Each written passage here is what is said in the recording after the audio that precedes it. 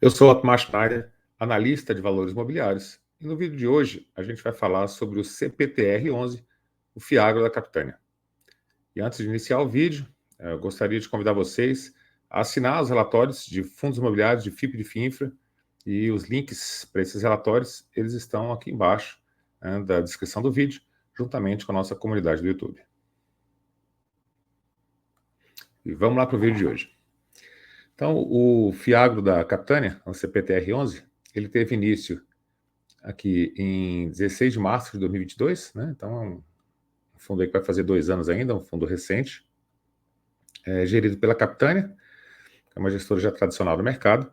Tem uma taxa de administração de 1% ao ano, que é uma taxa competitiva, principalmente a questão dos FIAGs, e a taxa de performance de 20% do QCD, o CDI mais 1, né? Não é só o CDI careca, é o CDI mais 1. Então, o valor de mercado da cota 8,86, valor patrimonial 9,80. Então, ele está com um desconto aí frente ao valor patrimonial. Patrimônio líquido total do fundo em torno aqui de 400 milhões de reais. E ele é um fundo que, embora recente, né, ele tem uma quantidade grande, né, de cotistas, 31 mil, acima de 30 mil cotistas.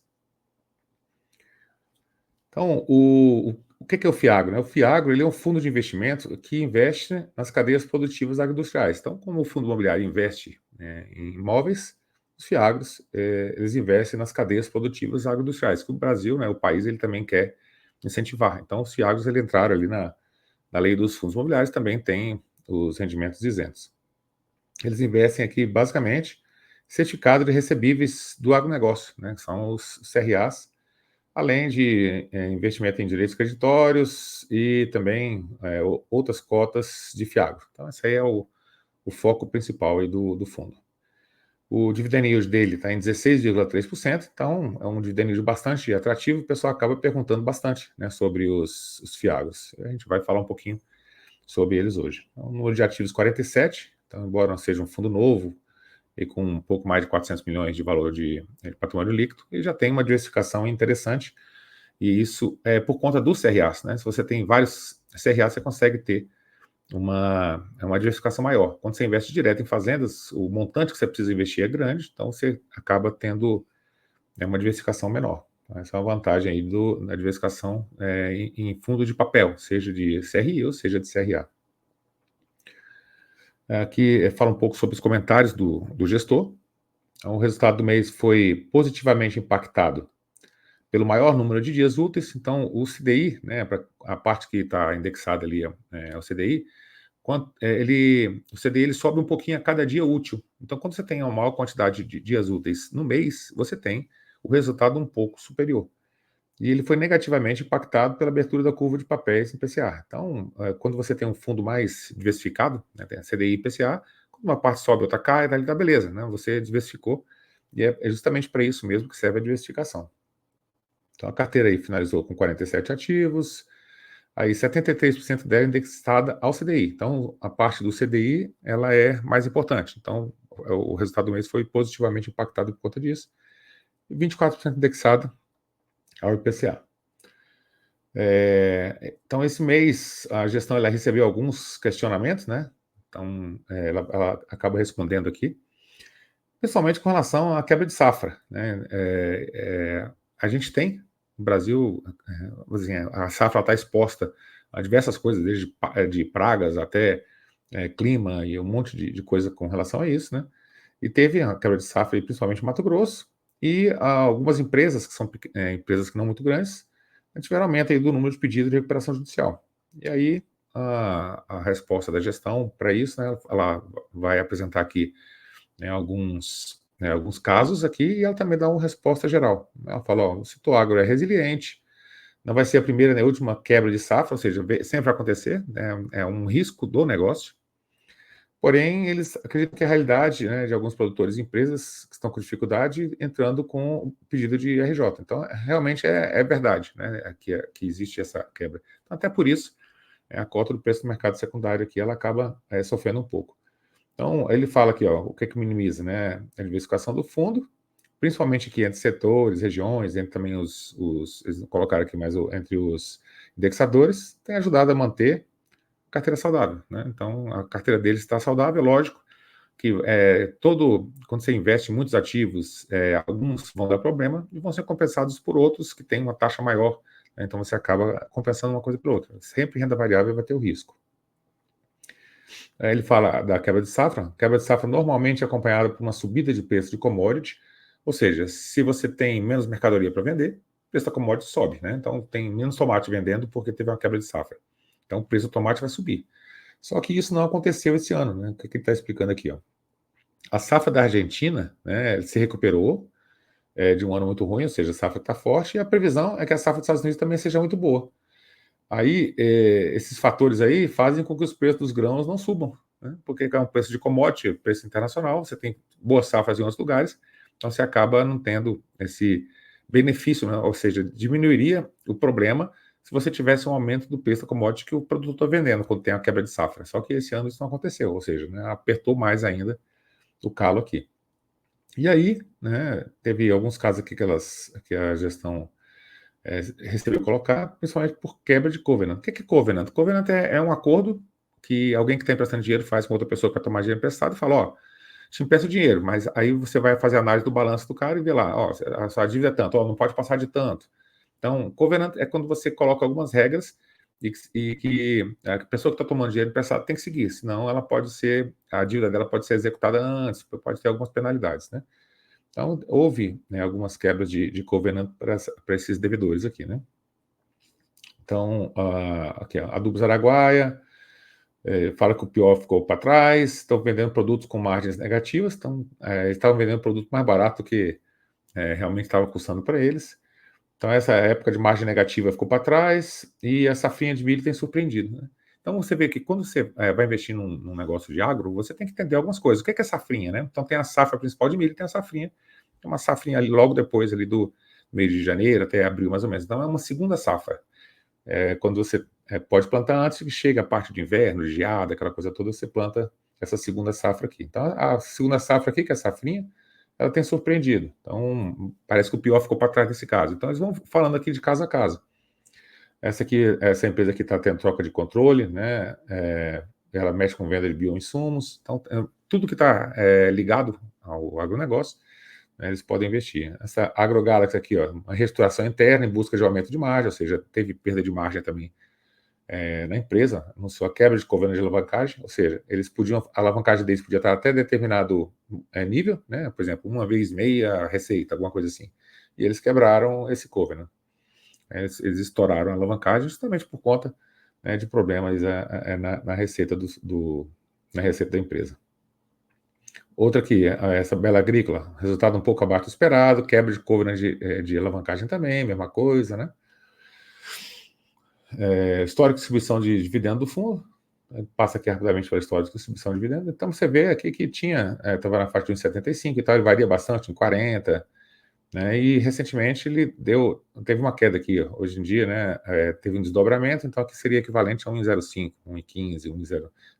A partir desse mês aqui, ó, mês de setembro, o desdobramento de cota, a cota passou de 98 para, digamos assim, 9,70, né? Dividiu por 10 aí.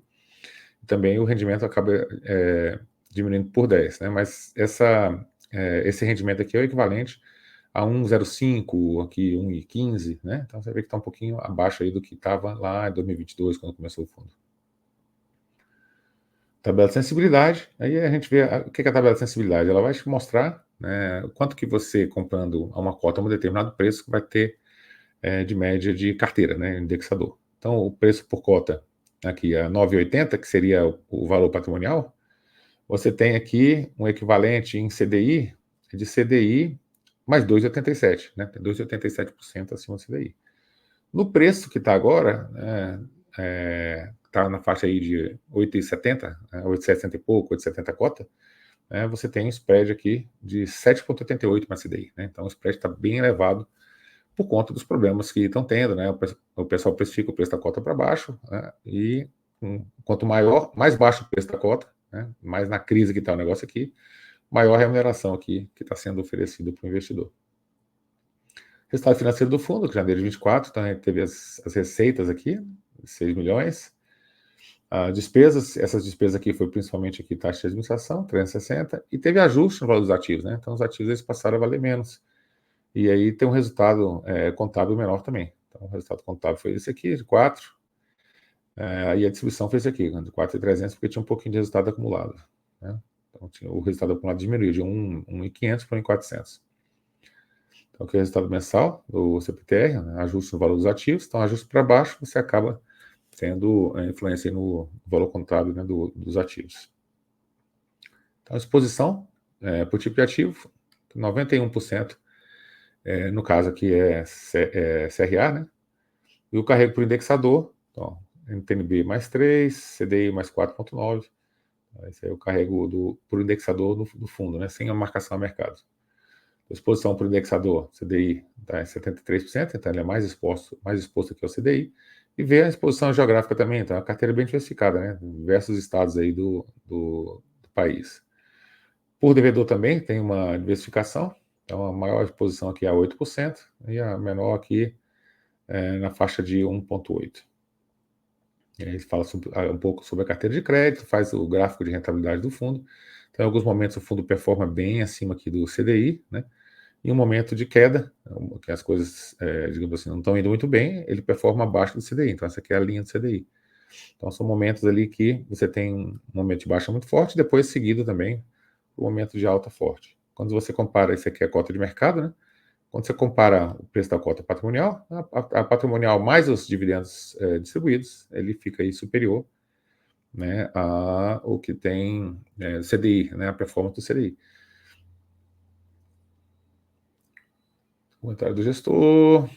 Aqui, comentário do gestor das commodities. Então, ele fala um pouquinho aqui agora das commodities, né? O que está acontecendo com as commodities de uma forma geral. É o que o agronegócio aí, né? Os FIAG acabam sendo expostos, né? Em janeiro foi a queda para as commodities de soja, milho e trigo, e as posições continuam favoráveis para a safra da Argentina e Estados Unidos. Ou seja, né? Então não vai recuperar preço aqui, como a gente viu lá no início. Então, as previsões para a produção brasileira continuam caindo. Não é realmente as coisas não estão muito bem, mas quebra de safra é uma coisa normal, como a gestão falou. Ele fala o que aconteceu em cada coisa que é soja, né? Com milho, no caso do milho aqui, as cotações devem pressionadas no curto prazo, proteína bovina, né? O que aconteceu com a proteína bovina? Então, a demanda interna de carne bovina se manteve fraca. Do lado da oferta, melhora nas condições da pastagem, fez com que os produtores não se sentissem pressionados na venda. Então, o que acontece? Você tem um momento certo para fazer o abate, né, da carne bovina, né, do gado. Quando você tem uma pastagem que vai secar, para você ter o boi gordo, você tem que fazer um abate, e muita gente faz abate ao mesmo tempo, o preço da carne cai. Você tem um monte de gente querendo vender, porque enquanto o boi está gordo.